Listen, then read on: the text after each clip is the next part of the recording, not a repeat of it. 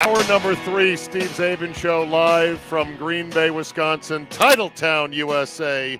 And it's our pleasure to welcome on the CEO and president of the Green Bay Packers, Mark Murphy, with Wayne Larrivee, longtime voice. Good morning, boys. Thank you for stopping by the kitchen table. I feel like we don't have enough of a spread for you here. You got your water, though, right, Mark? So you're good to go. Getaway day. I had to bring my own coffee. It's going to be a hot day today. I know it is going to be a hot day today. Well, thank you for stopping by, and it's nice to meet you, and there's so much to talk about. And I guess I'll start with this. Maybe it's too serious of a question, but do you feel nervous about the season coming up? I mean, there's a lot of chips, aren't there, Mark, in the table on this season? Or do you feel nervous about every season? Well, yeah, it's a great question. There's a different feeling definitely a different feeling this year. Part nerves, I would say, but also excitement. Yeah. I just watching our team. Obviously, we're a very young team, particularly on offense, but extremely talented. And there's a vibe with our team this year that I haven't felt in the last few years. I think, I think they're all together, determined. They want to prove people wrong. I think they've seen, nobody's given us a chance to win the division or play well.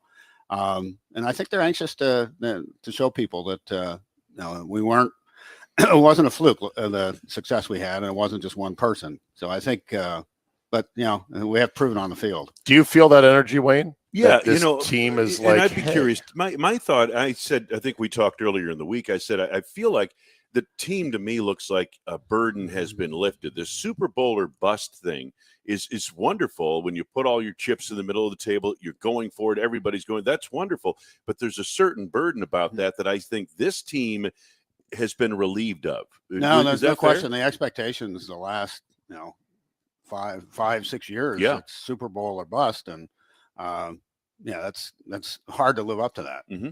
It is, yeah. Yeah, and quarterback change is obviously extremely hard, and this franchise has had virtually no practice at it.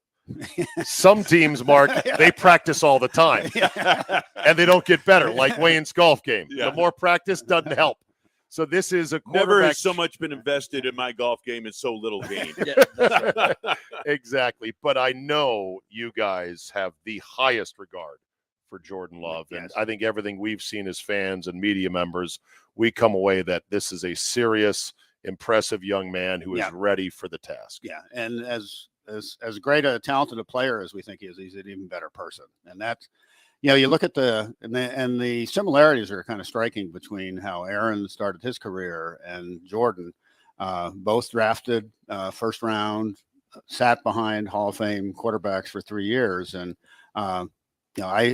my first year here with the Packers was Aaron's first year as a starter. So I didn't see the 3 years where he sat behind Brett, but just watching Jordan, I mean, he's been very professional. He's got better and better, and just watching him his rookie year to now, it's night and day. Yeah. And I think we saw that last year, the chances when he had to play, particularly in that Eagles game, how he stepped in and played with a lot of confidence. Yeah. Every year there's so many quarterbacks that come out and they all look good in college. And it's a 50-50 coin flip almost. If you look historically, Wayne, first-round quarterbacks, turning out to be the guy. And I wonder, Mark, do you guys scout character as much as you scout talent on the field? Absolutely, yeah. And I think you have to. And did that pop still a for you? crapshoot. It is, right. And so did that other pop thing for is you with him? Oh, yeah, absolutely. Yeah. The other thing is if you play too soon and before you're ready and then lose confidence, it's hard to get it back. Right. Yeah, and I think, you've seen that with a number of players in the league. So there's an old saying in the NFL, the best time to draft a quarterback is when you don't need one. Right. And, I think we did that with both Aaron and now with Jordan. And, allowing them to develop on their own schedule and not be thrown in before they're ready makes a difference. That said, you're kind of the only team doing this now. It's hard in this NFL to sit on a guy for more than a year. Yeah. Mahomes sat for a year, and then they moved Alex Smith. I'm not sure anyone else that's really tried this. No, I mean, Carolina's starting their quarterback right away. Right away. And the higher they're drafted, Mark, it seems like the more pressure there is on the coaching Yeah. staff, the organization to play this quarterback. Jordan was, 26th pick in the draft, and you had a great quarterback ahead of him. So, it was a little different scenario. But, the thing about quarterbacks, and we've been talking about it all week, is you don't really know if the guy has the it factor until he plays really a season, as a starter. The defenses are schemed to stop him and that type of thing. Is that fair to say? Oh, absolutely. Yeah. I mean, it's kind of crazy that it's so hard to predict whether people will do well. But then the flip side, it's probably the most important position in all of professional sports. And the way it's evolved, you have some experience with the Redskins. I mean, John Riggins was the main reason we won. I mean, Heisman was great. He was good, but he wasn't great. Yeah. Yeah. I was saying earlier in the week about how this league used to be where the running backs were the stars. It was a running back league. And the quarterbacks, they may have been good, but there was a lot of bus drivers there playing quarterback who were just guys, Yeah. And it's now flipped entirely, which I've got a separate question for in just a bit. Let me just ask this question about the whole Rodgers thing and going to the Jets and the trade. Do you, Mark Murphy, feel good about how it ended with Rodgers now?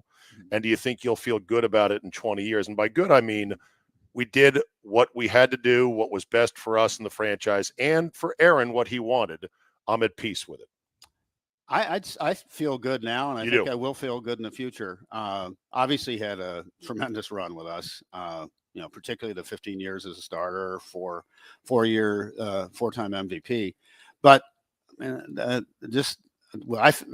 Brian and I went back. We talked a lot about it. I just do think the timing was right.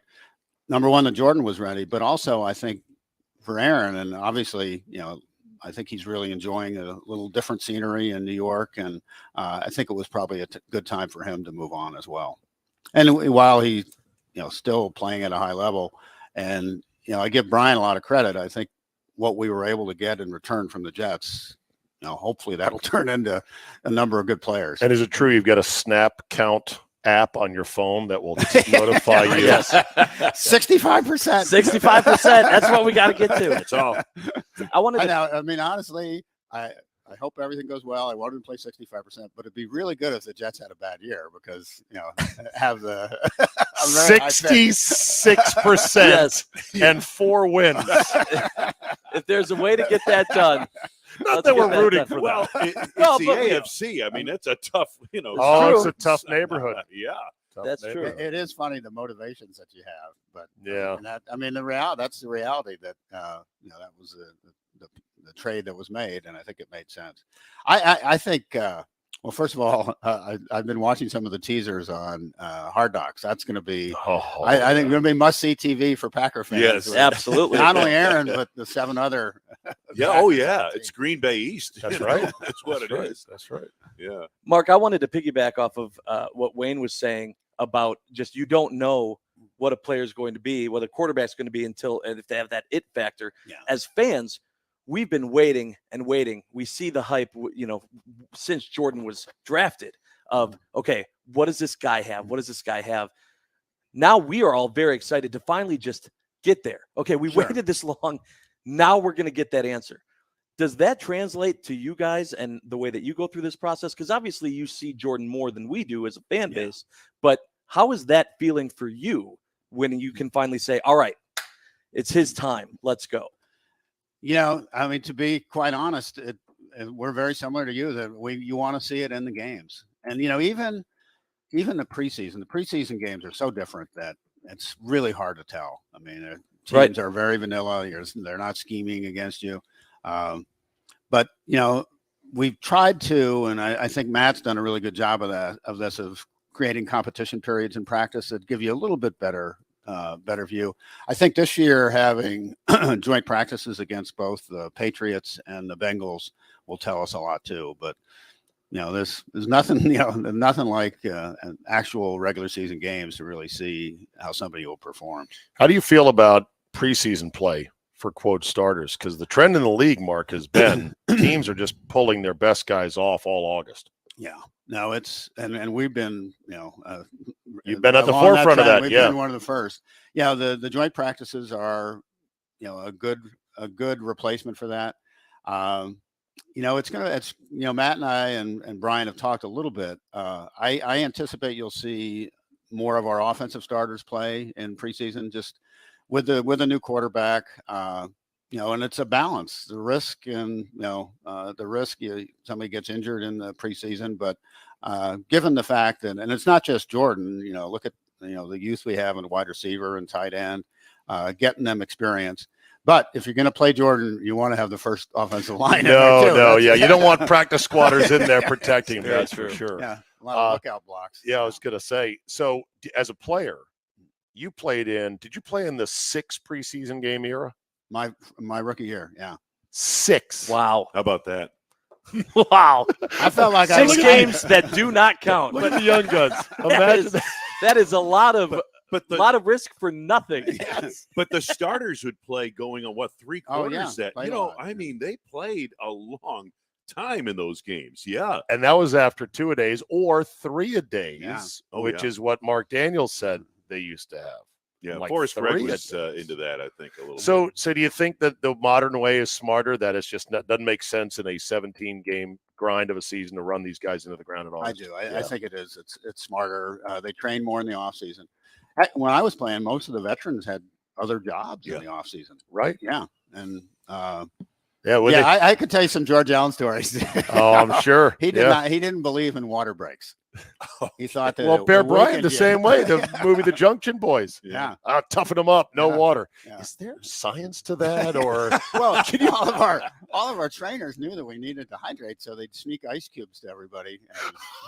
sneaking ice cubes to everybody? That's Oh amazing. my God. Mark Murphy is joining us here at the kitchen table. Wayne Larrivee is with us as well. Speaking of quarterbacks, I would argue this league has become too dependent on a very expensive and easily broken quarterbacks. Would you agree? And is there a way to maybe slide the needle back to more balance? No, I think that ship has left port. Oh, it has? Because of the rules? Have you noticed quarterback on Netflix? Netflix, Oh, yeah. what a I great don't series I that don't was. see a center coming out. No, but my point is, teams used to be able to say we're going to run and play defense, and they could take that all the way to a parade. Yeah. They can't do that anymore. No, I don't. Yeah, you have to have. I think you have to have one of the elite quarterbacks to win, to have a chance. Right. And, Otherwise, hopefully you draft somebody that will become it. Now. Yeah, I'd said a while back. I said, the NFL is essentially a TV show about quarterbacks. And that's what it is. It's a great episodic show where 17 episodes a year. Yeah. We're in season number 57 of The Shield. What Super Bowl is it this year? Do we know? 58? I think it's 58. I think so. Season 58. I know the league existed before the Super Bowl, but still, it's just such great drama, and and the quarterbacks are so good as well. Yeah. But man, I pity the poor teams that don't have them. Oh, yeah. The Browns have that long jersey, Wayne, with all the names they've been through. The Redskins / Commanders could do a similar one. Mm-hmm. And let's hope that we're not going down that path, No. because it's been 30 great years. Let's talk about what it is here now in Green Bay. It's incredible. Just in my short 4 years here, I've seen the changes. And for those who have been here a long time, see even more changes. Tell us about the new things you've added: scoreboard, offices, underground parking, I believe, for the players. Sledding Hill. Sledding Hill's there already. That's that was 5 years ago. Are we done for a while, or what's the plan? No, I think we're going to continue to invest in the stadium. I think Lambeau Field's probably our biggest and most important asset, so we want to make sure we maintain it. You mentioned the scoreboards. I'm anxious to see those in action. Probably family night will get a good feel for it. But the concession stands and concourses are all brand new grab and go concession stands that are really helpful. And then Titletown's really we view that as a community asset. And then addition to that is our partnership with Microsoft, Titletown Tech, where we're investing in startup companies in the state. And, awesome. You get hit on a couple of those, and that'll be tremendous impact for the community. Yeah, but for the immediate future, there's no you're going to rest for a little bit here. Well, there's always something. The Titletown, there's a number of phases. We've got some plans that haven't been finalized yet for improvements and additions to the stadium. One of the things we're looking at is kind of the connection between the stadium and Titletown. Okay. Yeah. There's a lot of nice things here, and I like nice things. However, some of the older heads that are fans say it's becoming a bit like Disney. Do you feel ever like, God, are we getting away from our roots as a football operation, and are things too nice? I've heard some of the same things. I don't think so. I think, the NFL is evolving, and I think it's hard to compete in the NFL, and we don't have a wealthy owner. Right. And, the collective bargaining agreement now is really good for all teams because of the salary cap.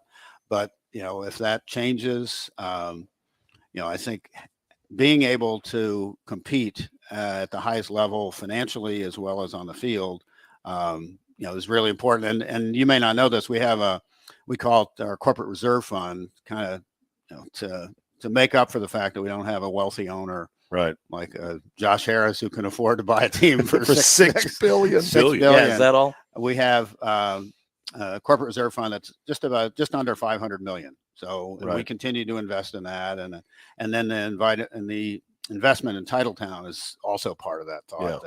That's going to help us. And Titletown Tech, make sure that Green Bay can continue to support NFL team. Yeah. I've been to Jerry World. I've not been to the Star, which is their complex where they practice. Yeah, I haven't either. I'm sure you have. Right, yep. That one, in terms of the planning for Titletown, we visited Dallas and the Star, and then also probably a little bit more was Patriot Place, which was kind of the first one.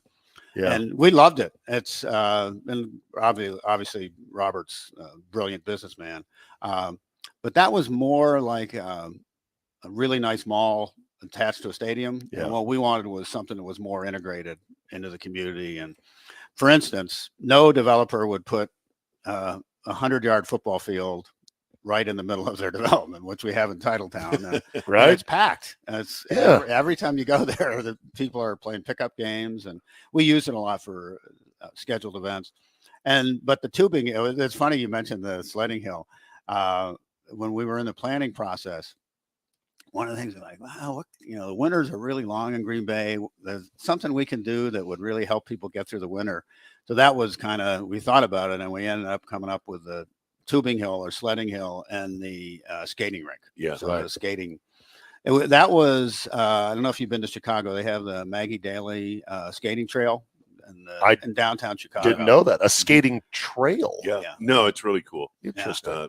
Mayor Daley and his wife Maggie did tremendous work in Chicago. That whole lakefront is all them. Yeah. It really is. And now they approved their new stadium, right? The Bears? Boy, the Bears are still. Well, they're they're fighting. I think they bought land in Arlington. That's right. Yeah. They've started to knock down the racetrack. They're now they're debating with the political entities, to get the tax rate down a little bit. Yeah. The tax rate is really high. Yeah. So, by the way, I think they have 7 or 8 years left on the lease. Yeah. At Soldier Field. Crazy random question just off of what you said a second ago. If God forbid this franchise, this gem of a franchise were to come to sale, what would it sell for? If the Commanders can get $6 billion. Yeah, good point. I mean, and they don't have a sledding hill. If I'm a billionaire that's got $100 billion, I'd pay 20 for this outfit here. This is a crown jewel. This is one of 32 gems. They're not making any more, at least not yet, until the league forges into Europe. And it is an iconic franchise of incredible history. Well, Mark, doesn't the VFW get the money? Well, they would love it. The VFW could buy the Boost Lodge. There you go. All right, last question, Steve, Mark. It's not happening though. No, I know. Thank God. I say this is the miracle franchise. It's the child that is without a father, without an owner, and it's a wonderful thing. Well, you remember what the Redskins were at RFK. And, the glory days. Yeah, my gosh, it's. Yeah. I'm very optimistic though. I think Josh Harris. I had a chance to spend some time with him at our owners meeting a couple of weeks ago, and we have a lot in common, billionaires and.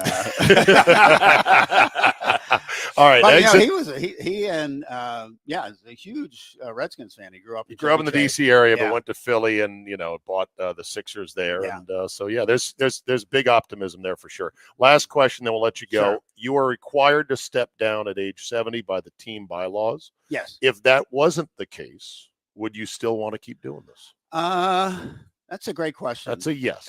He's got a lot of golf to play now. You got a lot of golf to and you play. bought a golf course. Yeah, which this man right here is a big fan of golf. Oh, if you ever have an open tee Maxwell time, Braze, yeah. I would love to play it, but I also know how hard it is to make money on a golf course. Yes, So yeah. This was I spent so much time with the Packers supporting the community. I'm doing that now with Door County. okay. No, my wife and I have had a lake house up in Door County, probably 13 years. So we love going up there. And, where our lake house is about 5 minutes from the golf course. So I play there all the time. It's a beautiful, nice public course.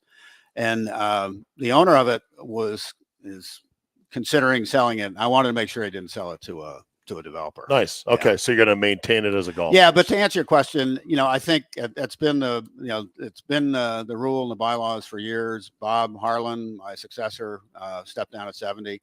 I think the timing is right. Well, So good. I think it's good business practice to have a time limit on employees. I think history, Wayne, will reflect quite favorably on the Mark Murphy era here in Absolutely. Green Bay. No So, question about it. pleasure to have you. Thank you for stopping by. Sorry the craft services were not up to par. We'll work on that next time. And let's go have a season, as I like let's to say. do it. It's exciting. Yeah. And I, particularly, preseason games but family night's kind of a special thing for It's the a nice Packers, and to kickoff, be able to yeah. watch that and see the players. And I think one thing that's kind of special here, and we had a little bit in some of the other teams, but the connection between our fans and the players, I think because of our ownership structure is very unique across the league. Absolutely. All right, Mark, thank you for stopping by. Yeah, no, my pleasure. All right.